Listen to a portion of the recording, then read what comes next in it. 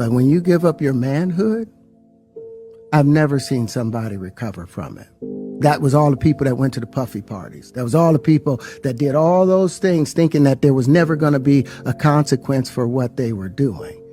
Get punked out and pimped out by some greater desire. You shouldn't have a greater desire than being a man. So you see some guys struggling with that. You see Bieber struggling with that. You see some of these guys struggling with that. They can't get it out of their head. They can't get it out of their head. The things that they did, no matter how they did it, whether they were drunk or high or whatever, you gave up your man card. You need therapy.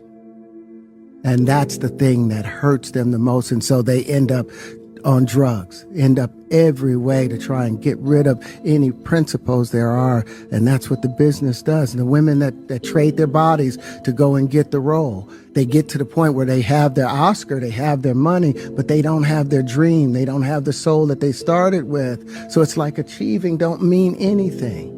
If I get all the Nobel Prizes from doing all of this, but in the process I have to trade out all of my integrity to do it so that they can stay in place, what benefit is that if I lose my integrity? You got to go in as a principal. And what we were brought in here as men.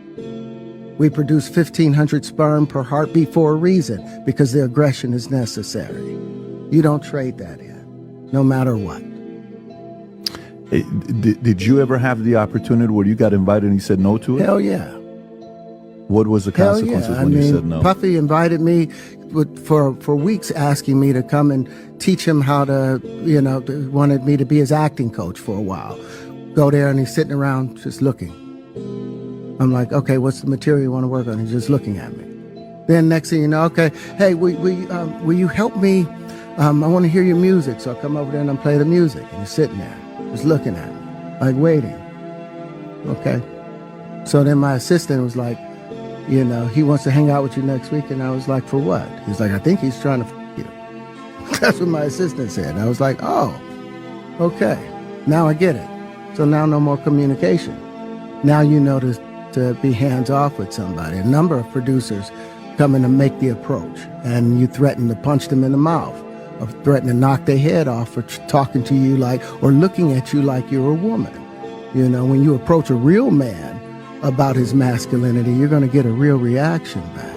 It's a difference when a guy walks in a room and when a man walks into a room. And a man don't take the same things that a guy will accept. So always be the man in the room. And that's always been my whole thing, and have lost businesses because I don't bend over in that way.